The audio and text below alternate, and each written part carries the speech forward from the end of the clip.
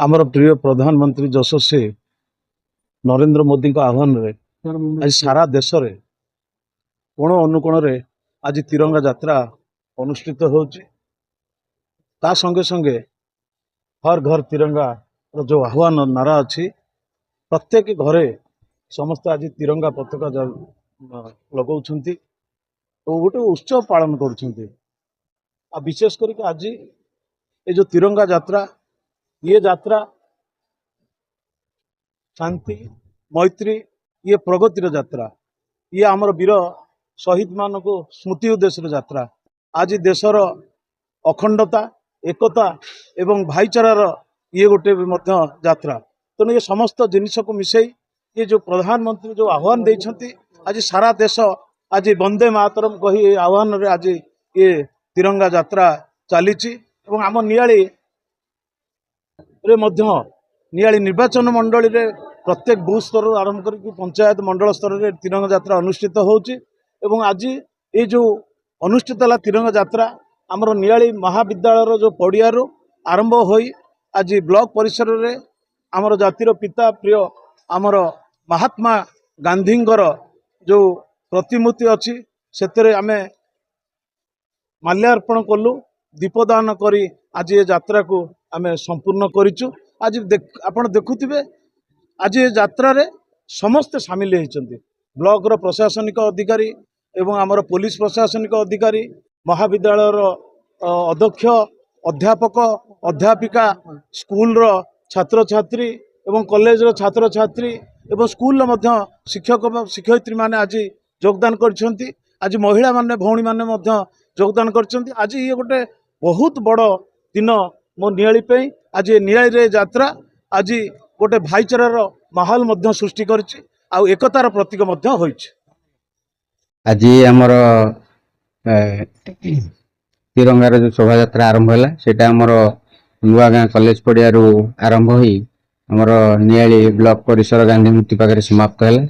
एथिरे आमर स्कूल रो समस्त छात्र छात्री एवं आम ब्लॉक प्रशासन एवं आमर तहसील प्रशासन एवं एग्रीकल्चर हॉर्टिकल्चर सब नियाली समस्त प्रशासन आम संगे ये थिले सामिल थिले। तेणु आम संगे भी आमर पुलिस प्रशासन से भी आमको बहुत साहाय्य कले। तेणु आम गोटे विराट रैलीटे आम नुआ गाँ कॉलेज पाखु आरंभ आणिकी बर्तमान आम नियाली ब्लॉक परिसर में पहुंचाई पारिलु। तेणु यह अति शांति श्रृंखला सहित आम समाप्त कलु।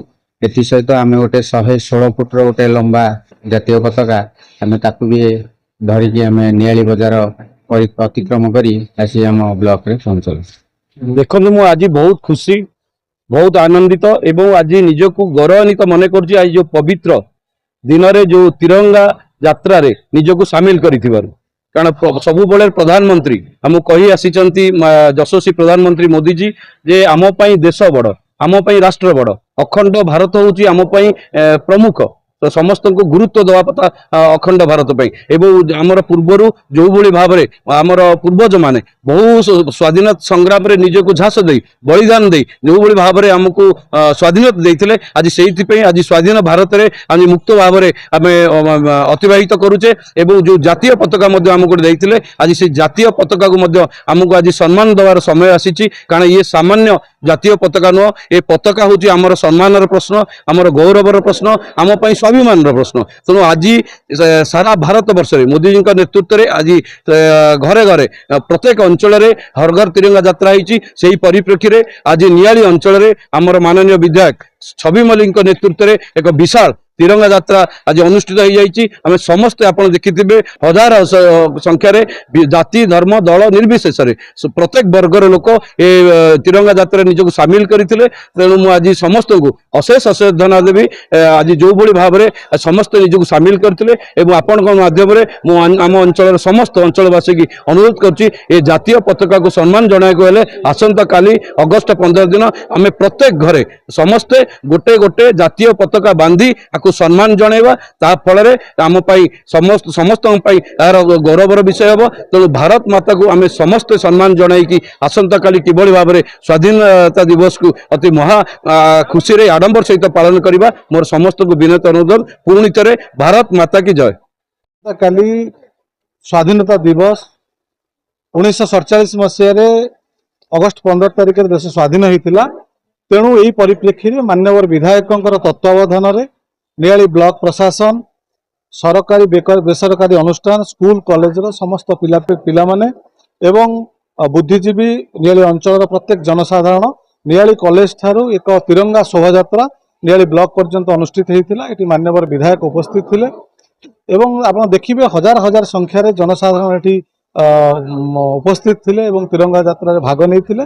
ଏଠି ତିରଙ୍ଗା ଯାତ୍ରାରେ ଆମେ ଏତିକି ଭାବନା ନବା ଏବଂ ଶପଥ ନବା, ଜାତି ଧର୍ମ ବର୍ଣ୍ଣ ନିର୍ବିଶେଷରେ ଆମେ ସମସ୍ତେ ଭାରତୀୟ, ଅଖଣ୍ଡ ଭାରତକୁ ଅକ୍ଷୁଣ୍ଣ ରଖିବା ପାଇଁ ଆମେ ସମସ୍ତେ ମିଳିମିଶି ସମସ୍ତେ ଭାରତ ମାତାର ସ୍ଲୋଗାନ ଦେବା ଏବଂ ଭାରତକୁ କିପରି ଭାବରେ ଅକ୍ଷୁଣ୍ଣ ରହିବ ଏବଂ ଆମେ ସମସ୍ତେ ନିଆଳିରେ ଜାତି ଧର୍ମ ବର୍ଣ୍ଣ ନିର୍ବିଶେଷରେ ସମସ୍ତେ ଭାଇଚାରାର ସମ୍ପର୍କ ସୃଷ୍ଟି କରିବ। ଆଜି ଏକ ବାର୍ତ୍ତା ନିଆଳି ବଜାରରେ ସମସ୍ତେ ମାନେ ଦେଇଛନ୍ତି, ଆପଣମାନେ ମଧ୍ୟ ଯୋଗ ଦେଇଛନ୍ତି। ଆପଣଙ୍କ ମାଧ୍ୟମରେ ମଧ୍ୟ ନିଆଳି ଅଞ୍ଚଳର ସାରା ଓଡ଼ିଶାର ପ୍ରତ୍ୟେକ ଜନସାଧାରଣ ଦେଖିବେ।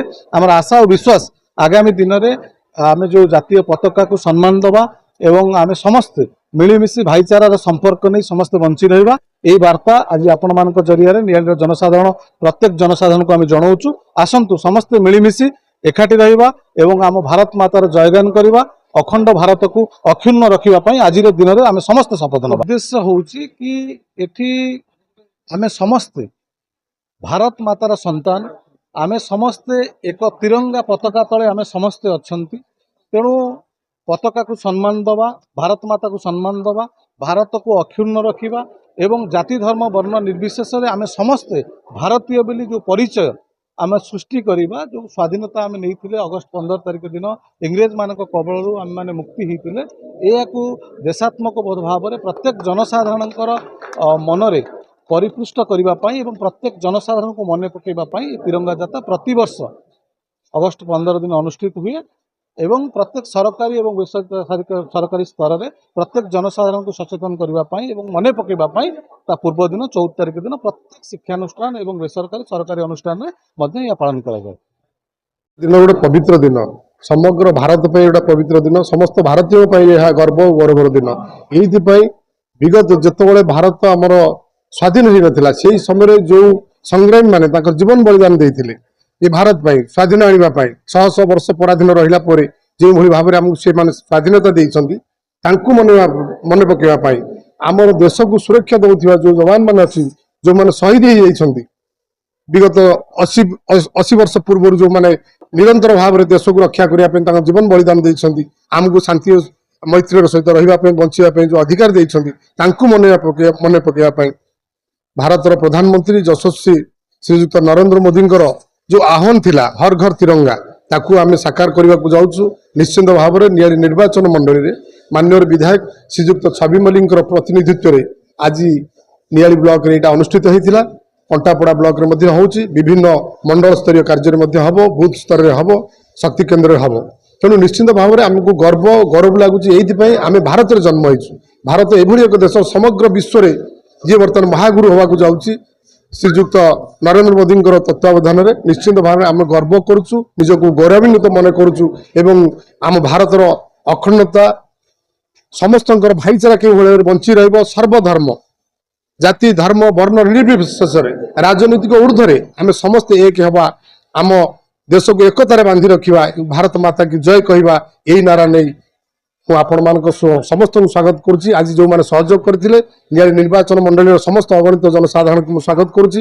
ବ୍ଲକ ପ୍ରଶାସନକୁ ମଧ୍ୟ ଧନ୍ୟବାଦ ଦେଉଛି, ପୋଲିସ ପ୍ରଶାସନକୁ ଧନ୍ୟବାଦ ଦେଉଛି, ମିଡ଼ିଆ ବନ୍ଧୁମାନଙ୍କୁ ଧନ୍ୟବାଦ ଦେଉଛି। ଯେଉଁଭଳି ଭାବରେ ଆଜି ଗୁଳିଗୁଳି ହେଉଥିଲା, ଝାଳ ବହୁଥିଲା, ବର୍ଷା ହେଉଥିଲା, ତା ସତ୍ତ୍ୱେ ମଧ୍ୟ ଆପଣମାନଙ୍କର ସମସ୍ତଙ୍କର ସହଭାଗିତାରେ ଆଜି ଏହି ଯାତ୍ରା ସଫଳ ହୋଇଛି। ମାନ୍ୟବର ଯଶସ୍ୱୀ ପ୍ରଧାନମନ୍ତ୍ରୀ ନରେନ୍ଦ୍ର ମୋଦିଙ୍କ ଆହ୍ୱାନ କ୍ରମେ ଏବଂ ଆମର ନିଆଳି ବିଧାୟକ ଆମର ମାନନୀୟ ଛବି ମଲ୍ଲିକଙ୍କ ନେତୃତ୍ୱ କ୍ରମେ ଆମେ ପହୁଙ୍ଗା ଗ୍ରାମ ପଞ୍ଚାୟତରୁ ପାଖାପାଖି 150ରୁ 200 ବାଇକ୍ ଏବଂ ପାଖାପାଖି 300 ଲୋକ ଏ ଯାତ୍ରା ସାମିଲ ହେଇଥିଲୁ ଏବଂ ଏ ଯାତ୍ରା ନିଆଳି ନୂଆଗାଁ ମହାବିଦ୍ୟାଳୟଠୁ ଆରମ୍ଭ ହୋଇଥିଲା, ଆମର ନିଆଳି ବ୍ଲକ ପରିସରରେ ଶେଷ ହୋଇଥିଲା।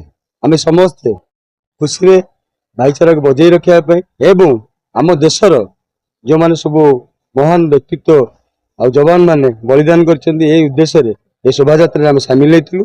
ଆମେ ସମସ୍ତେ ଖୁସି ଆଉ ବହୁତ ବହୁତ ଧନ୍ୟବାଦ ଦେବି ଆମର ମାନ୍ୟବର ବିଧାୟକ ମହୋଦୟଙ୍କୁ ଏଇ ଯୋଉ ଯାତ୍ରା ଶୋଭାଯାତ୍ରାକୁ ଶାନ୍ତି ଶୃଙ୍ଖଳାର ସହ ସମାପନ କରିଛନ୍ତି ଏବଂ ବ୍ଲକ ପ୍ରଶାସନ ତହସିଲ ପ୍ରଶାସନ ଏବଂ ପୋଲିସ ଷ୍ଟେସନର ଆଇଆଇସି ଆଉ ଅନ୍ୟ ଷ୍ଟାଫ ମାନେ ସମସ୍ତେ କୋଅପରେଟ କରିଥିଲେ। ଏଥିରେ ଆମର ନିଆଳି ମହାବିଦ୍ୟାଳୟର ପିଲାମାନେ ଛାତ୍ରଛାତ୍ରୀ ଏବଂ ନିଆଳି ମହିଳା ମହାବିଦ୍ୟାଳୟର ଛାତ୍ରଛାତ୍ରୀ ନିଆଳି ହାଇସ୍କୁଲର ଛାତ୍ରଛାତ୍ରୀ ଆମର ନିଆଳି ମହିଳା ହାଇସ୍କୁଲ ଆମର ବାଳିକା ମହାବିଦ୍ୟାଳୟର ବାଳିକା ବିଦ୍ୟାଳୟର ଛାତ୍ରଛାତ୍ରୀ ସମସ୍ତେ ଯୋଗଦାନ କରିଥିଲେ ଏବଂ ଏଥିରେ ଏନସିସି ପିଲା ସ୍କାଉଟ ପିଲା ଯୋଗଦାନ କରିଥିଲେ। ଏ ମାହୋଲ ଏଇଟା ଖୁସିର ମାହୋଲ। ଏ ଦେଶ ପାଇଁ ଯୋଉ ଯବାନ ମାନେ ବଳିଦାନ କରିଛନ୍ତି ମହାପୁରୁଷ ମାନେ ବଳିଦାନ କରିଛନ୍ତି ତାଙ୍କୁ ମନେ ପକେଇବା ପାଇଁ ଏ ଶୋଭାଯାତ୍ରା ଏବଂ ଏ ମାହୋଲ ବହୁତ ଖୁସିର ମାହୋଲ। ଆମେ ସମସ୍ତେ ଖୁସି ଅଛୁ। ଜୟ ହିନ୍ଦ।